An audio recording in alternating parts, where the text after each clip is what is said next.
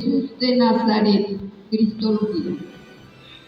Recordemos un poco, y ya le hemos dicho, qué es teología, qué significa la palabra teología.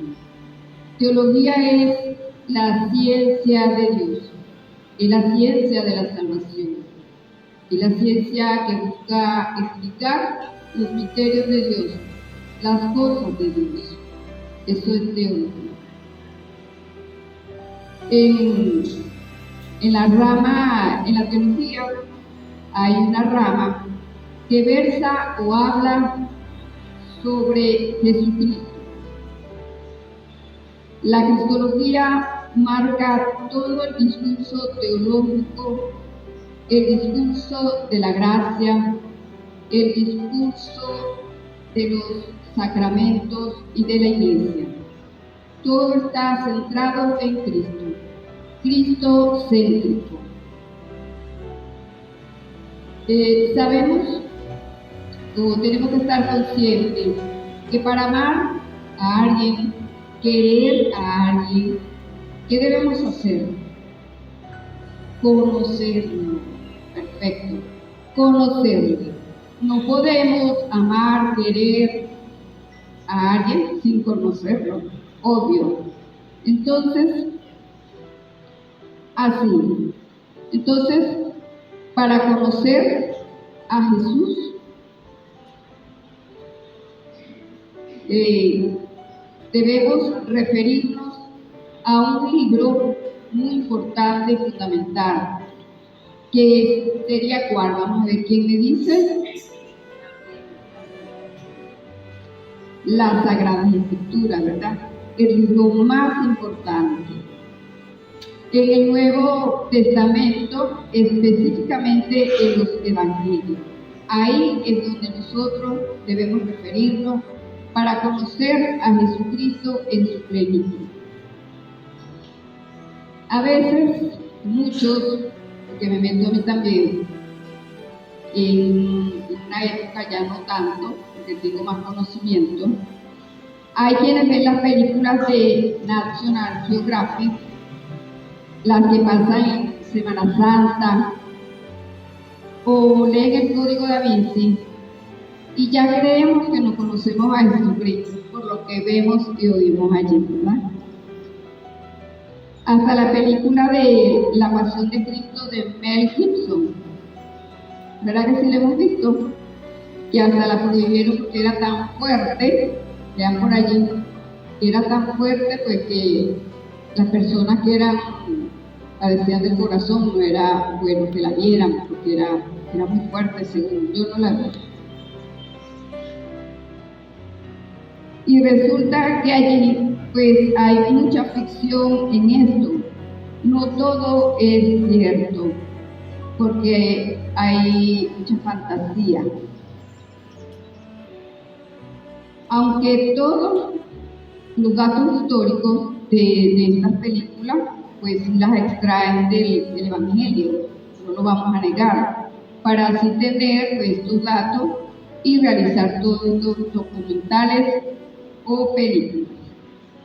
Entonces, no hay otra manera de conocer a nuestro Señor Jesucristo sino a través de los Evangelios. En la TV también solemos hablar o ver sobre los Evangelios apócrifos. Ya hemos hablado sobre esto, que son los Evangelios apócrifos. Y entonces, al ver esto, ya creemos también que todo esto es real. En vez de leer los canónicos, en vez de leer los Evangelios canónicos. ¿Cuáles son los Evangelios canónicos?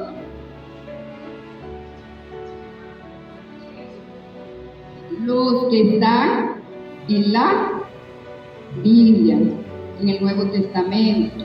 Esos son los Evangelios canónicos, que son los que la Iglesia aceptó que formara parte del libro de nuestra Biblia. Recordemos que los Evangelios apócrifos significan ocultos.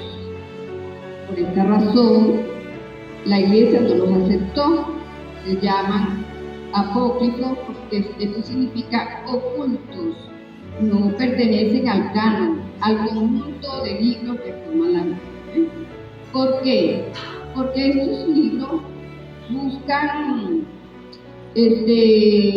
explicar un poco lo que no está en la Biblia. En la Biblia, uno de los apócrifos son los de Tomás, Pedro y Santiago. Estos tratan de hablar sobre la infancia de Jesús y también hasta la infancia de María en algunos textos. Una de las cosas que se dice allí, que la verdad es muy fantasiosa, es cuando Jesús estaba pequeño en un lago, a orillas de un lago, del mar, hizo unos pajaritos, unas palomas de barro, las sopló y las hizo volar, salieron volando. También cuenta que la Virgen María, su mamá, lo mandó a buscar agua. Me imagino que para ese entonces le iban a buscar agua a un pozo, y el niño Jesús, como todo muchacho, ¿verdad?, que está jugando y lo mandan a hacer oficio, se pone bravo, normal. Bueno, entonces Jesús iba tan bravo que los otros amiguitos, otros niños se burlaban de él. Está muy verdad que decimos en la actualidad. Pues, ¿y qué hizo Jesús? Los maldijo y los niños que cayeron muertos todos. Imagínense ustedes eso. Entonces, pues los padres de la comunidad se acercaron a Jesús y a María para decirle pues que se tenían que ir de allí, porque si seguía la cosa se iba a acabar con todos esos muchachos. La comunidad iba a quedar sin niños. Imagínense usted la ficción y la fantasía que los evangelios apócrifos nos presentan. Entonces nos preguntamos, bueno, pero ¿qué Jesús es ese que maldice, que mata? No puede ser, ¿verdad? No creemos eso de Jesús así, desde niño ya que vayan con esos poderes.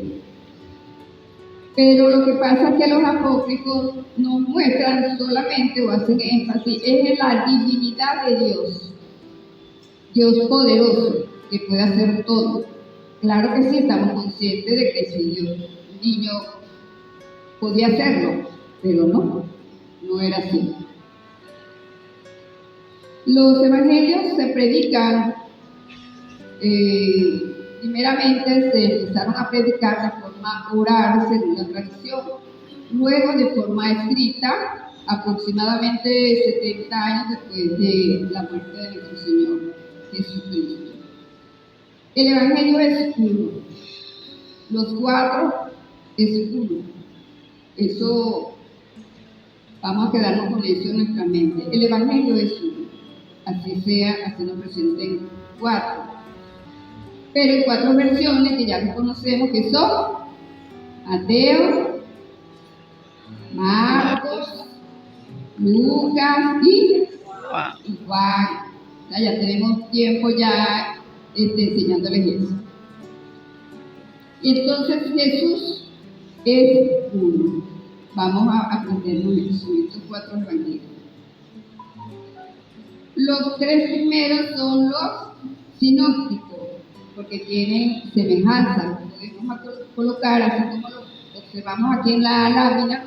No me extiendo mucho porque ya eso lo explicamos, por eso está aquí en la lámina. Observen que lo colocamos los cuatro y tienen más semejanza que diferencia. Por eso se llama sinóptico. Este es un cuadro sinóptico, por eso se le llama así. Los evangelios nos muestran a un Jesús como un personaje para nada simple. Todo lo contrario, es un personaje complejo y fascinante. Para su época y contexto, era un personaje marginal. Podemos decir, era un personaje marginal, ya que no pertenecía a ninguna clase o estatus social. No pertenecía a ningún grupo religioso específico, orden sacerdotal y con ningún poder político. Fue un hombre libre, no le rendía cuenta a nadie, solo a Dios, su Padre. Jesús llamó a Dios Abba. Recuerden la palabra Abba, así lo dijo él. ¿Qué significa Abba? Padre. Padre. No olviden eso. Él le decía a su papá Abba, papito. Dejó en claro que hay un ser supremo a quien él obedece y predica. De allí que nosotros debemos amar la oración del Padre nuestro. Miren ustedes, ¿verdad? Nuestro Padre, como nos lo enseñó.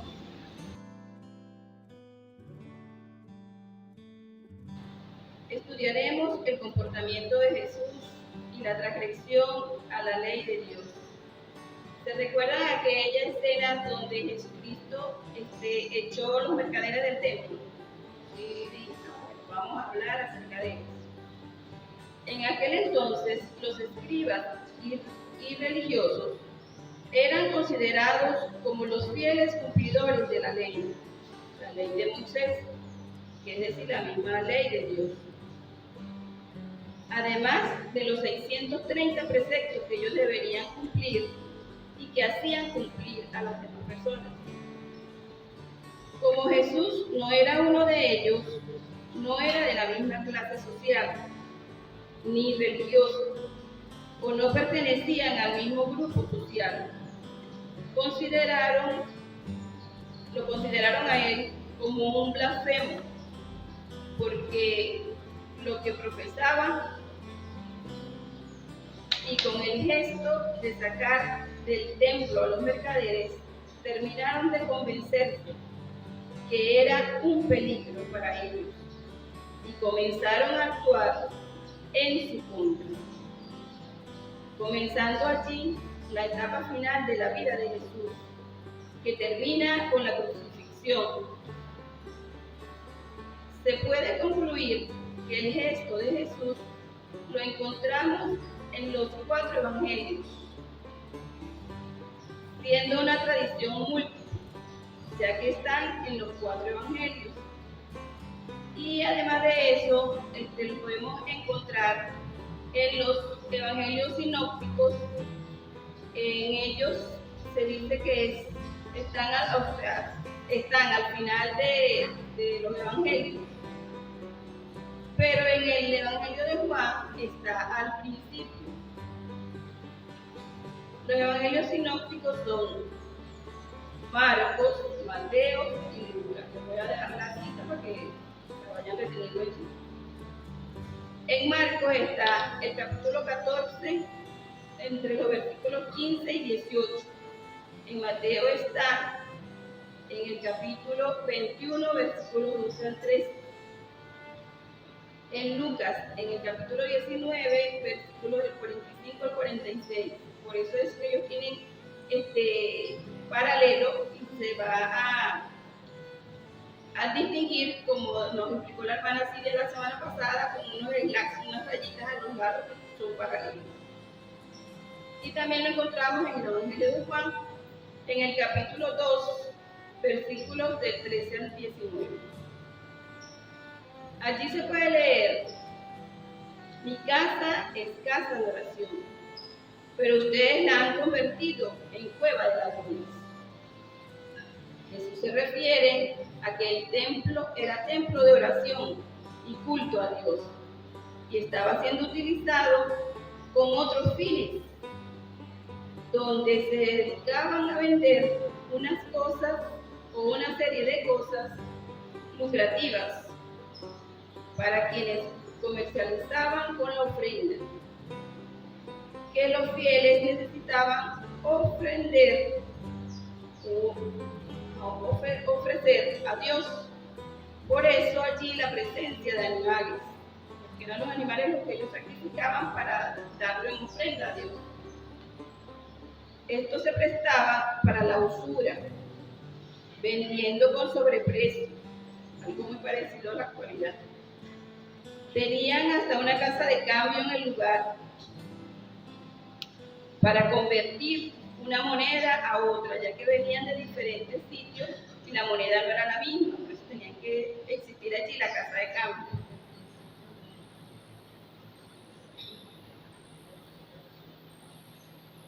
Muy parecido a lo que nos hacen actualmente, ¿verdad? Que dicen que las cosas tenemos que pagarlas en dólares. Y allí, bueno, ahí se ve que en algunas oportunidades tenemos que comprar el dólar a más alto precio porque no nos lo dan al BCB, sino al precio que ellos les convenga. Uno por la necesidad lo cancela cuando tiene que comprarlo de piso.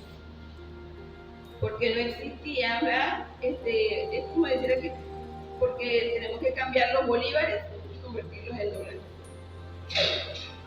Con eso también robaban a los fieles, con eso también robaban a la feligresía de ese entonces.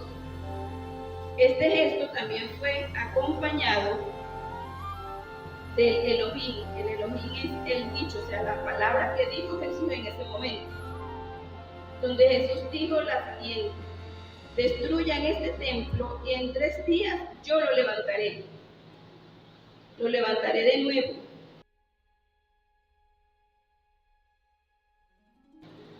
Con respecto a los milagros de Jesús y lo que llaman los teólogos la cristología de Cristo, tenemos que tener en cuenta primero que nada que la esencia de nosotros los cristianos es Cristo, pero no Cristo solamente que lo vemos allá en la cruz, que nos recuerda cuando Él pasó por ese momento para salvarnos del pecado.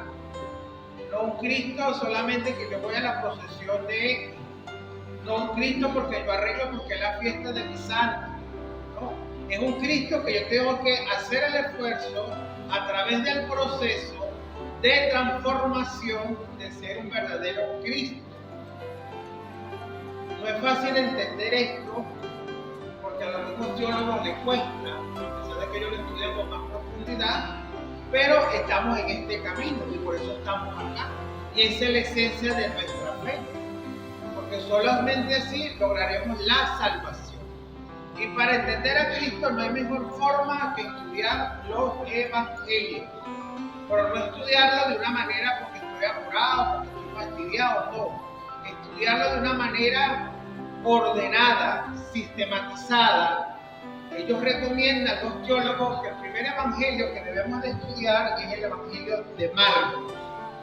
¿Por qué? Porque es un lenguaje más sencillo, más dinámico, vamos a decirlo así, y fácil de comprender. Recordemos que los evangelios sinópticos, que son Lucas, Marcos y Mateo, ellos toman en cuenta, hay mucha similitud en cuanto a la narrativa de los hechos y de los milagros de Jesús y las parábolas. Recuerden que la vez pasada se les explicaba que Jesús hablaba por parábolas. Y a través de las parábolas Jesús decía, el reino de Dios se parece a. Entonces, no lo veamos que cuando yo leo la Biblia es que le está hablando a Marcos, Juan, aquella época. No, me está hablando a mí. Recordemos que Jesús es la segunda persona de la Santísima Trinidad.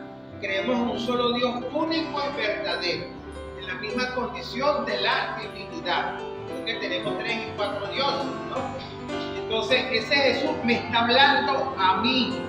Pedro, te estoy diciendo esto, porque ya que el hecho ocurrió, pero Jesús es ayer, hoy, mañana y siempre, ¿no? Porque a veces cometemos ese error con nuestra cultura, que a veces los venezolanos no nos gusta leer o instruir, inventamos cualquier cosa. Y entonces creemos que eso fue hace 2024 años y eso no tiene vigencia, cosa que sí tiene vigencia. Tenemos otras circunstancias y que la estamos viviendo. Jesús buscaba la recuperación de la dignidad humana.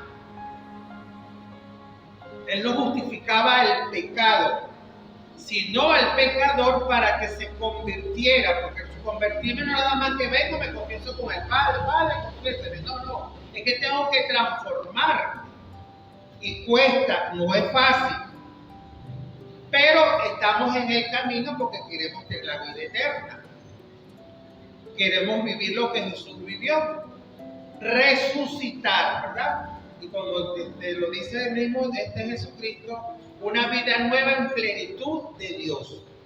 Porque el único que nos ha precedido hasta los momentos y no tiene comparación con la resurrección es nuestro Señor Jesucristo. Más nadie, los demás están esperando. Así sean santos, están esperando la resurrección.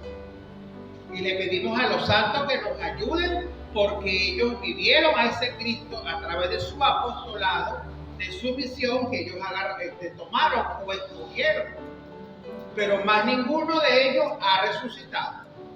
El único es Cristo, ¿verdad? Entonces es cuestión que a veces tenemos que abrirnos a esa humildad y a ese corazón, porque a veces tenemos práctica. Recuerden que también le hemos dicho, tenemos que desaprender cosas que le hemos aprendido equivocadamente o tuvimos alguna orientación equivocada.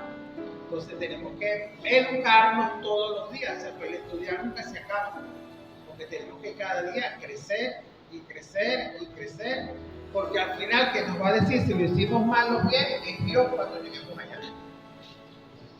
Solamente nos queda el trabajo y el esfuerzo que vamos haciendo cuando vamos a llevar. Entonces, la esencia de que me toca a mí desarrollar es el comportamiento que tenía Jesús cuando Él hacía los milagros. Uno de los primeros milagros lo tenemos es con el leproso. Para aquel entonces, en el libro del Antiguo Testamento de los Levíticos, un leproso era una persona que tiene una enfermedad que todos sabemos, que se cae la piel, era una persona que era excluida, que era desechada, inclusive moralmente iba por la calle, impuro. Vivía de una forma aislada, en unas cuevas. Algunos lo han leído en los libros, otros lo han visto en las películas cuando vemos el de Nazaret cuando pasan esa escena. Eso ocurrió. Ya gracias a Dios, hoy en día la lepra no existe. Pero son hechos históricos que ocurrieron. Y no existe porque gracias al médico Jacinto Comí inventó la vacuna contra la lepra. Pero en aquel tiempo, el tiempo de Jesús, que es un médico venezolano, esas personas nadie las podía tocar. Como les decía, Jesús él no vino a abolir la ley, sino darle más bien la plenitud. Entonces, según la ley judía, quien tocara a un leproso, quien compartiera con un leproso, se hacía impuro. Entonces, era desechado totalmente de la sociedad.